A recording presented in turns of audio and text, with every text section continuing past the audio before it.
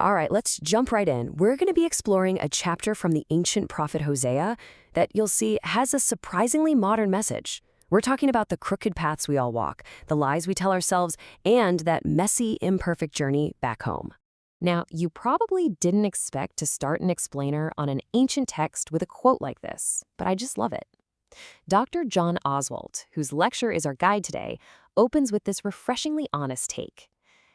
It reminds us that even texts that seem kind of dry or repetitive can hold these incredibly powerful, life-altering stories, if we just know where to look.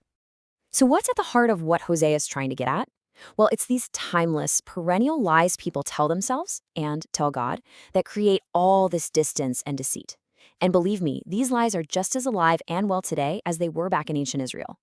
Hosea just dives right into this whole web of lies people tell themselves about God, and you can see a bunch of them right here. There's that really convenient one, right? That God won't or can't hold us accountable. Or the feeling that he's just not around. Or maybe the lie that he's just one option among many in a whole marketplace of beliefs. And this is a very modern one. If you can't measure it, weigh it, and prove it with science, well, then it just isn't real. These are the kinds of stories that fuel our self-reliance and create a massive gap between us and actual reality.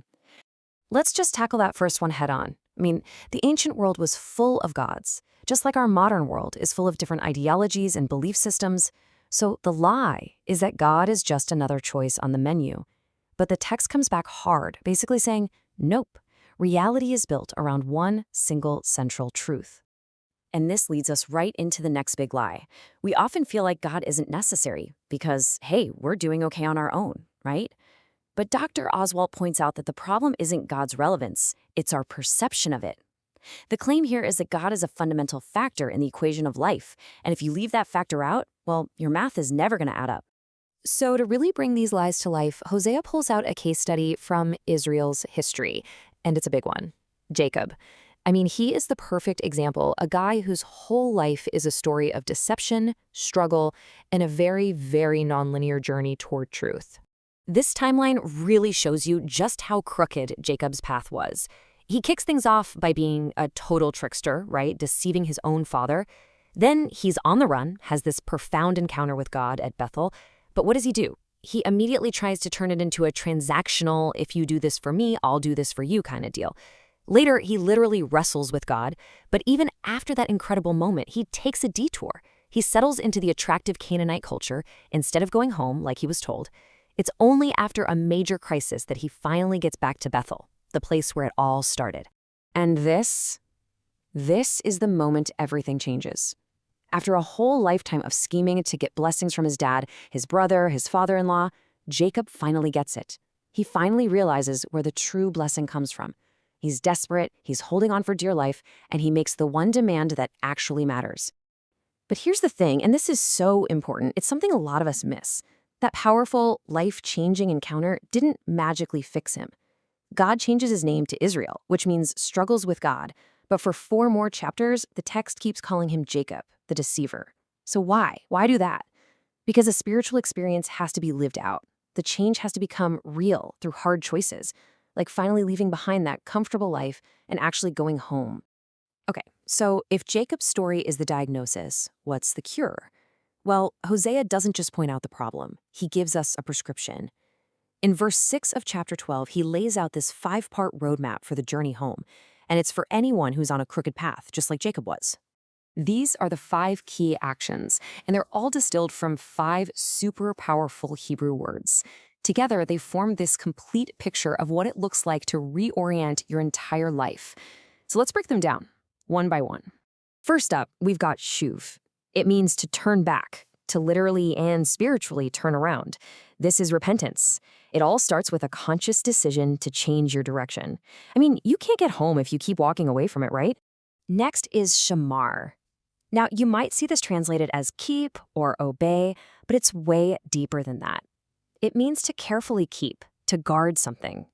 It's about being intentional, taking care, not just passively going through the motions or checking a box.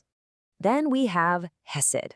Oh man, this is one of the biggest, most important words in the entire Old Testament. It's this steadfast, self-giving, totally undeserved love. Like Dr. Oswalt says, you don't feel hesed, you do hesed. It's all about action, not just emotion. The fourth word is mishpat. We usually hear this translated as justice, and that's part of it. But think of it less like a courtroom and more like the physics of the universe. It's God's divine order for life, the way everything is designed to work. Living in mishpat means you're living in harmony with that design. And finally, kavah. This means to wait. But hold on, this isn't the boring, tap your foot, check your watch kind of waiting. It's waiting expectantly, with anticipation, almost like a kid waiting for their birthday. In the Hebrew way of thinking, to wait like this is basically a synonym for trust. Now this is where it gets really interesting. Hosea takes all this deep spiritual stuff and connects it to something incredibly practical, our money. He shows how rejecting God's divine order, that mishpat we just talked about, isn't just a spiritual issue.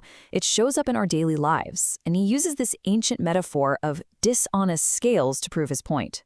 So here's how the scam worked. A merchant would use a weight that was too heavy when they were buying grain, so they'd get more than they actually paid for.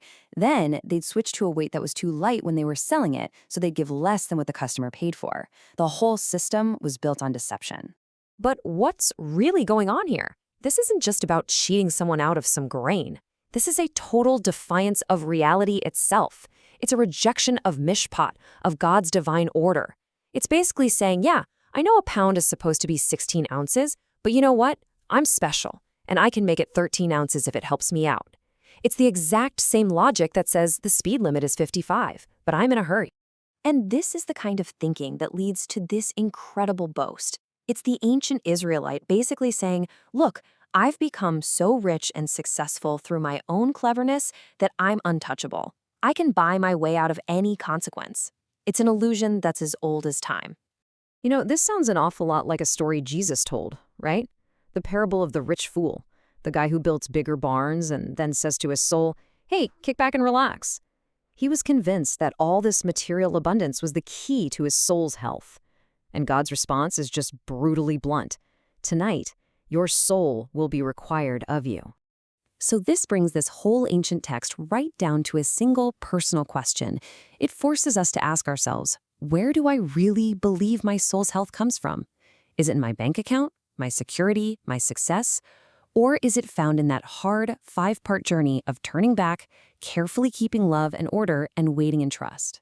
Because in the end, the story of Jacob and the message of Hosea isn't about these dramatic, flashy moments or quick fixes. It's about persistence. Dr. Oswalt sums it up with this thought. The journey isn't always fun or exciting.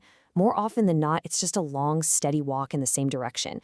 It's a pilgrimage, and it means simply putting one foot in front of the other day after day.